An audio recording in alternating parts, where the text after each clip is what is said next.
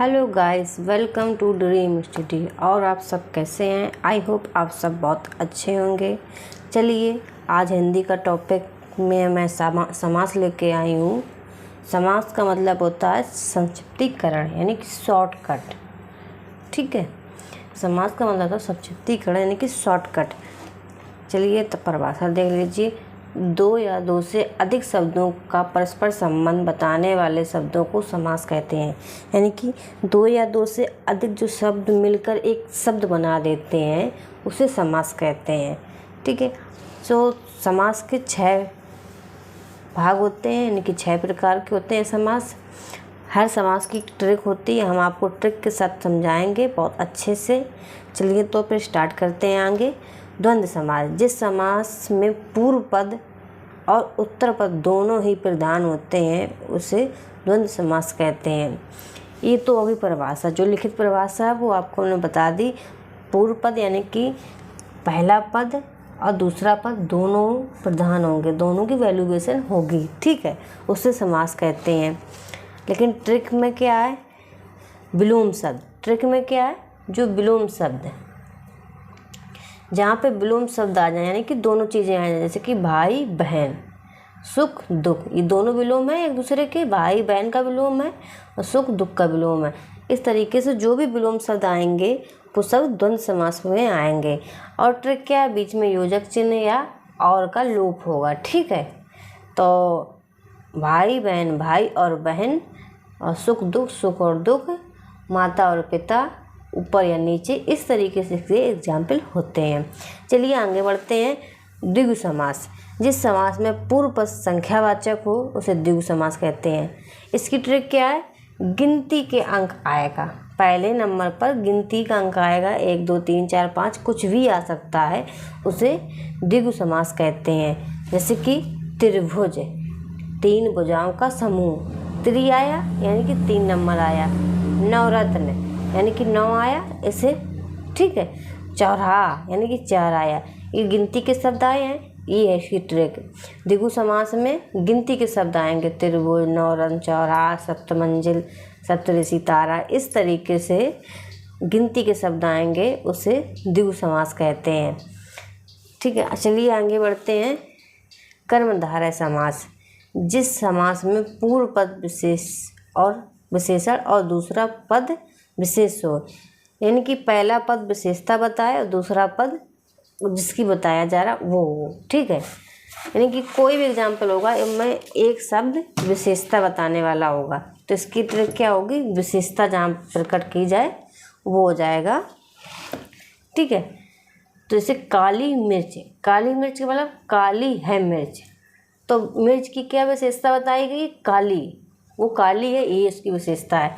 चंद्रमुखी, चंद्र के समान मुख, मुख की क्या विशेषता है? कि वो चंद्रमुख के समान है। ठीक है, सबसे बड़ी बात, समास बिल्कुल आसान है अगर आप उस शब्द का विग्रह कर लो, शब्द विग्रह कर लो। जैसे काली मिर्च आपको दे देगा तो आपको इसको तोड़ना आना चाहिए, काली है मिर्च। चंद्रमुख दे देगा तो आपको तोड़ना आना चाहिए, चंद्र के समान, चंद्रमा के समान मुख है। अगर आपको तोड़ना आ गया तो आप समास हाल छांट लोगे कौन सा समास है। ठीक है, चलिए आगे बढ़ते हैं। तो अव्ययीभाव समास, जिस समास में पूर्व पद अव्यय हो। अव्यय का मतलब होता है उपसर्ग। उपसर्ग प्रत्यय आपने शायद कभी पढ़े होंगे, जो आगे लगते हैं, शब्दांश होते हैं जो आगे लग जाएं शब्द के उसे उपसर्ग कहते हैं, और जो पीछे लगते हैं उसे प्रत्यय कहते हैं। अगर नहीं पढ़े हैं तो हम आगे आपको पढ़ा देंगे। ठीक है, तो अव्यय, अव्ययीभाव मतलब आगे उपसर्ग लग के आता है। जैसे कि आ जीवन, जीवन एक शब्द है लेकिन आ एक उपसर्ग है, तो आजीवन शब्द बन जाता है। जीवन एक शब्द है, आ आगे लग गया तो आज आजीवन शब्द बन जाता है, मतलब जीवन भर। ठीक है, प्रतिदिन, दिन तो एक शब्द हो गया नॉर्मल। ठीक है, प्रति एक उपसर्ग है, प्रति से प्रत्येक दिन होकर जाएगा। ठीक है, यथा समय, समय के अनुसार, यानी ये यथा है ये उपसर्ग है, जहाँ आगे उपसर्ग आ जाते हैं उसे अव्ययीभाव समास कहते हैं। लेकिन नोट में एक चीज़ और लिख लीजिए, इस तरीके के भी अव्ययीभाव समास होते हैं। जैसे हमने आपको बताया था कि रात दिन, अगर ये आ जाए तो द्वंद्व समास है। ठीक है, अगर रात दिन यानी कि दोनों ही विलोम शब्द है, अगर ऐसा आ जाए तो द्वंद्व समास। लेकिन एक ही सी चीज़ आ जाए जैसे रात रात और दिन दिन, तो ये अव्ययीभाव समास के अंतर्गत आ जाएगा। ठीक है, तो ये नोट में लिख लीजिए, इससे क्वेश्चन ज़्यादा बनते हैं, क्योंकि बच्चे कन्फ्यूज जाते हैं, वो यहाँ पर डैश देख लेते हैं और सोचते हैं कि तो द्वंद्व समास है, पर ऐसा नहीं होता है। जब एक से दोनों शब्द आ जाएं तो वहाँ अव्ययीभाव समास हो जाता है, अगर अपोजिट आ जाए तब द्वंद्व समास होता है। चलिए आगे देखते हैं। बहुब्रीहि समास, जिस समास में दोनों पदों के माध्यम से एक विशेष तीसरा पद का अर्थ का बोध हो, मतलब दोनों पद को मिलाकर एक नया शब्द बन जाए, उसका नया अर्थ निकले, उसे कहते हैं बहुब्रीहि समास। जैसे कि दशानन। ठीक है, दशानन किसे कहते हैं? रावण को कहते हैं, जिसके 10 हैं आनन यानी कि रावण। तो एक नया शब्द निकला, नए आदमी की विशेषता आई कि कौन है ये? नीलकंठ। नीलकंठ किसे कहते हैं? शिव जी को कहते हैं। लंबोदर, तो लंबोदर किसे कहते हैं? लंबा है उधर यानी कि गणेश जी, तो गणेश जी को कहते हैं। ठीक है, तो ट्रिक इसमें क्या हो जाएगी, जितने भगवान के नाम होंगे सब बहुब्रीहि समास में आ जाएंगे। ठीक है, जितने भी भगवान के नाम होंगे सब बहुब्रीहि समास में आ जाएंगे, ये इसकी ट्रिक है। चलिए तो आगे देखते हैं। तत्पुरुष समास, जिसमें उत्तर पद प्रधान हो उसे तत्पुरुष समास कहते हैं। ये 6 प्रकार के होते हैं। आपने कभी भी विभक्तियाँ पढ़ी होंगी तो उसमें कर्ता ने कर्म को करण से, संप्रदान के लिए अपादान से अलग, संबंध काकी के रारी रे, अधिकरण मैं पर और संबोधन हे वो अरे, ये पढ़ा होगा।